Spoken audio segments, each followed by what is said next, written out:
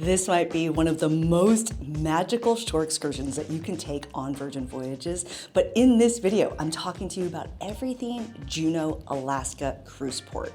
We are talking about what to know before you get off the ship, what's directly at the port, what's the shopping situation in town, because there's a lot of that, the top tours that most people do in Juneau, and then I'm gonna walk you through my actual tour because it's super special and you might consider it too. And then you're traveling to Juneau, so let's talk about a couple fun facts so that you can get excited to travel here coming up. And if you're new here, ahoy, I'm Christine Lozada. Book your Virgin Voyages cruise with us. Not only are we award-winning travel agents who know a lot about this cruise line, but be a smart traveler, because even if you've already booked, it's literally a text message, a phone call, an email, or using the form to just make sure you've made the right decision. Let's talk about the first things to know, which is before you get off the ship. This might be the case for you, but for me, Juneau was a tendering port. And if you're like, what the heck is a tendering port? Basically, you're taking a baby boat from the big ship to get to the dock. And so there's a whole process to be able to book the tendering boat to get to the dock. And so what that means is that you might have a bit of a delay with more planning required to be able to get over there. This also means if you have a shore excursion booked through Virgin Voyages, you already have your tendering spot booked, so you're all set on that.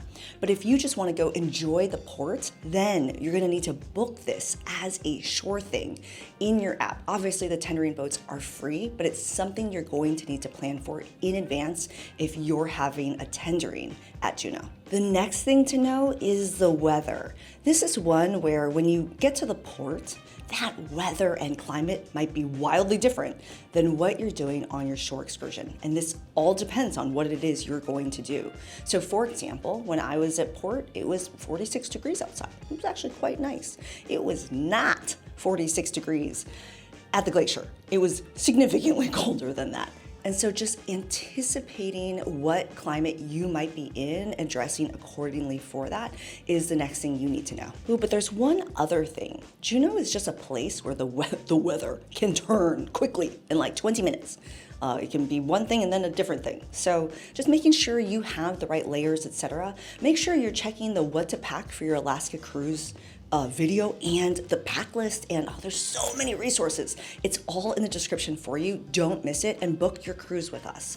All right, I want to take you to the port. I filmed this live while I was there to just walk around and show you what you can expect. So let's jump over to Juneau Port. Ahoy from Juneau Port. Let's talk about what's here, because I bet you're as curious as I am, which is as soon as you get off the ship, what's directly at the port? Virgin Voyages today is a tender port at Juneau, which means the ship is not parked or docked directly at the port. It's a little bit off and it's kind of floating in the water, and then you're going to take one of the tender boats over. This may or may not be the case for you, and if it is and you want more helpful tips, make sure you check the description. Most people miss it. More helpful tips in there for you on how to tender. But once you come in and you're at port, there's a bunch of things directly right here, whether different tour operators or different food and eateries around. And you also have what I'm looking at right in front of me, which is the Golden Belt tram, which will take you up this mountain for some nice views. You can dine with a view. And this is where all of the Virgin Voyages shore things are meeting at. But there's a lot of tour operators that are directly right here. So if you haven't booked anything, I think there's an opportunity for you to be able to find something that might fit your needs for the day. But also helpful to know is there's a visitor center over here, and I love going into the visitor center and just kind of asking for a walking map and asking them what's directly around or things that they recommend. And one thing that I have is a Google map that shares some of the top things people like to do directly around here, whether eating or drinking. So make sure you check that out because it's in the description for you. I was just standing over on the other side, but when you walk through the tram area, you can actually see the trams that are going up. And on the other side, you have where the buses are picking up at. So you can see some of the tour buses on this side are going out, taking people on different kinds of tours. And then on this side, you have like a bunch of shopping. So if you like to buy little trinkets or touristy things, there's kind of a lot of options over here, to be honest. This is your place for souvenirs. And then as you walk around on the other side, you have more buses and tours going out, and something that I wish I had more time for, which is Tracy King's Crab Shack.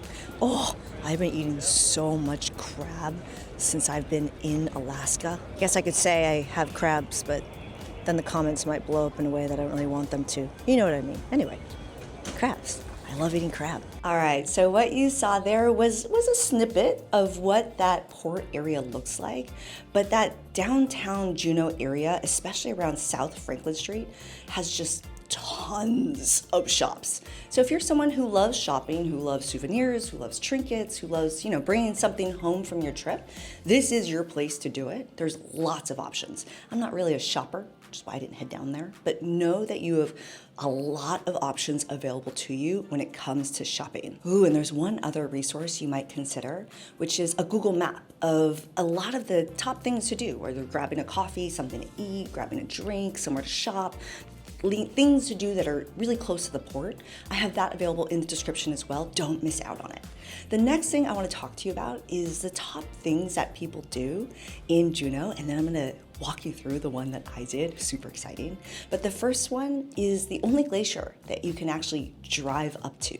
And that's going to be Mendenhall Glacier. And so this is one it's about 13 miles from downtown, and you can literally drive up to the glacier and be able to see it. And during some months of the year, like July to September, there might be salmon, there might be bears. It's a glacier that is very popular in the area, and is the only one that you can drive up to. And this is a top thing that people do. This next one is whale watching. And depending on how you're booking these things, a lot of people will do both at Mendenhall Glacier and whale watching. I think one thing that's interesting is that there's so many whales in this area that a lot of the tour companies will actually guarantee you'll see a whale or your money back. That's a pretty aggressive guarantee. So whale watching is the next top thing people do. So what I chose to do, which was a magical experience, also in my opinion, kind of broke the bank. I'm gonna be totally honest on that, which I had a hard time deciding on it because I was like, ooh, it's kind of a lot of money to do this thing. Is it actually worth it? And for me, I don't know how it's gonna be for you, but for me, it was worth it. It was worth it for a few reasons. So let's talk about a helicopter ride and glacier experience where you're dog sledding in Juneau, Alaska. So the way that this went down for me is I did a later time slot. Again, the light is out in Alaska for a long time. My excursion didn't start until 4 p.m., which means I had a late wake up, and then I took the tendering boat over. Again, the tendering boat was booked for us since we already booked the excursion.